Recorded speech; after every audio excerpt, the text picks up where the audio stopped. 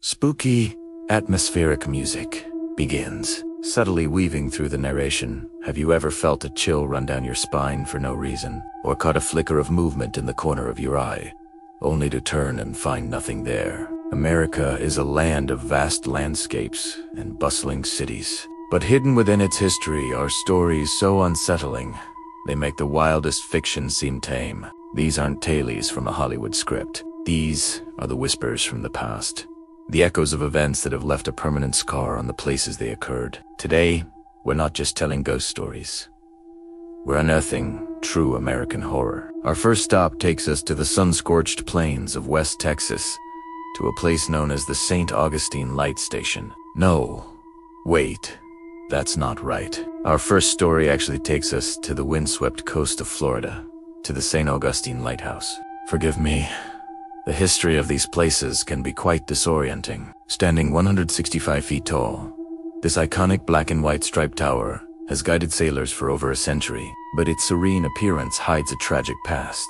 In the 1870s, during the lighthouse's construction, the daughters of the superintendent were playing in a rail car used to transport building materials. Tragedy struck when the cart broke loose, plunging into the bay and trapping the girls beneath. They drowned. Ever since, visitors and staff have reported chilling encounters. The most common are the sounds of children's laughter echoing from the top of the tower when no one is there. Some have seen the faint apparitions of two young girls in period clothing, playing hide-and-seek among the spiral stairs. One paranormal investigator, attempting to debunk the stories, left a digital recorder running overnight. When he played it back, he captured a clear, disembodied voice whispering, "Help me." It's a haunting reminder that even on the sunniest Florida day, some shadows never fade. Now, let's travel north to the quaint, historic town of Gettysburg, Pennsylvania, a name synonymous with one of the bloodiest battles in American history. Over 3 days in July 1863, more than 50,000 soldiers became casualties. The entire town was transformed into a massive, makeshift hospital and graveyard. With so much suffering concentrated in one small area, it's no wonder that Gettysburg is considered one of the most haunted places in America.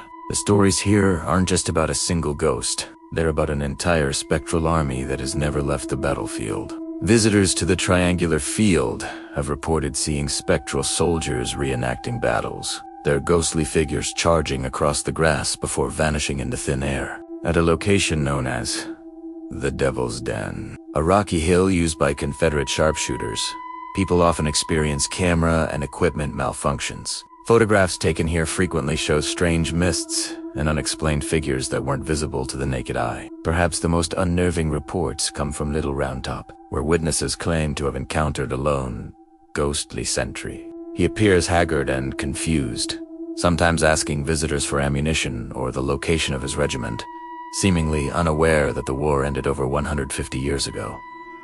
These aren't just echoes, they feel like conversations with the dead. From the battlefields of the East, our journey takes us to a place of isolation and despair in the middle of the San Francisco Bay. Alcatraz, known as the Rock. This former maximum security federal prison housed some of America's most notorious criminals, including Al Capone. The conditions were harsh, the rules were absolute, and the psychological toll was immense.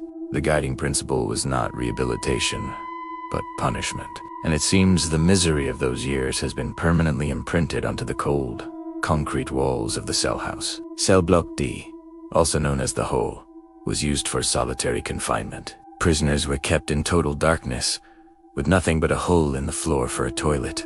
One story tells of a prisoner in cell 14D who screamed throughout the night that a creature with glowing eyes was in the cell with him.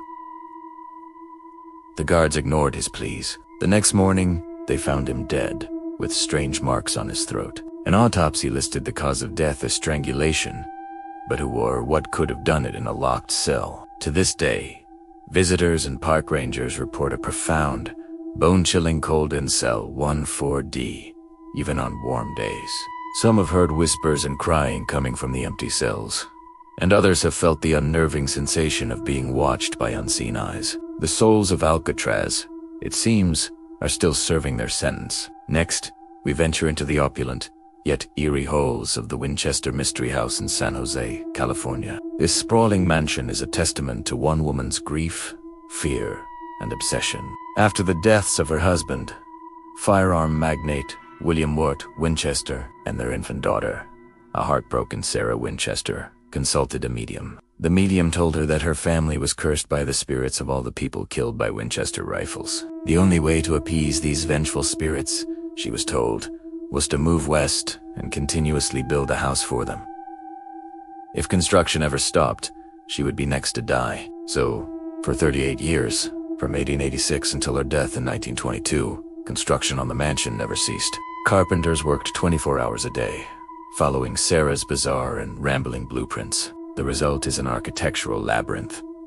Stairs that lead to ceilings, doors that open onto blank walls or sheer drops, and windows that look into other rooms. The entire mansion was designed to confuse the spirits she believed were haunting her. Today, visitors report a wide range of paranormal activity. Footsteps are heard in empty hallways. Doorknobs turn on their own, and disembodied voices are heard, whispering in the dead of night. Many believe the spirit Sarah tried so hard to confuse are still wandering the halls, forever lost in her maze of fear. It's a chilling monument to a tormented mind. Finally, we traveled to a place of quiet dread in rural Rhode Island, to the Harrisville farmhouse that inspired the movie The Conjuring. In the 1970s, the Perrin family moved into their dream home, a historic farmhouse on a large plot of land. But their dream quickly turned into a decade-long nightmare. From the moment they moved in, they were plagued by strange phenomena. It started small, objects moving on their own, strange smells with no source, and unexplained noises. But the activity soon escalated into something far more malevolent. The family reported being physically attacked by unseen forces. Beds would levitate, doors would slam shut and lock, and terrifying apparitions would manifest. The family researched the property's history and discovered a dark past filled with tragedy and death, all centered around a woman named Bathsheba Sherman, who was rumored to have been a practitioner of dark arts and was buried in the local cemetery. The Perrin family believed it was her spirit, resentful of any woman who dared to be the matron of the house, that was tormenting them. Their ordeal became one of the most famous cases investigated by paranormal investigators Ed and Lorraine Warren. Even after the family moved out, subsequent residents have reported unsettling experiences, suggesting that whatever evil resides in that farmhouse has never truly left. From coast to coast, these stories remind us that the past is never truly gone. It lingers in the shadows, in the cold spots of an empty room, and in the whispers carried on the wind. These places hold the echoes of real tragedy, real fear, and real sorrow. Thank you for joining me on this journey into the darker side of American history. If you found these stories as chilling as I do, please hit that like button and subscribe for more explorations into the unknown. Stay safe, and always be mindful of the history that surrounds you. You never know what's listening.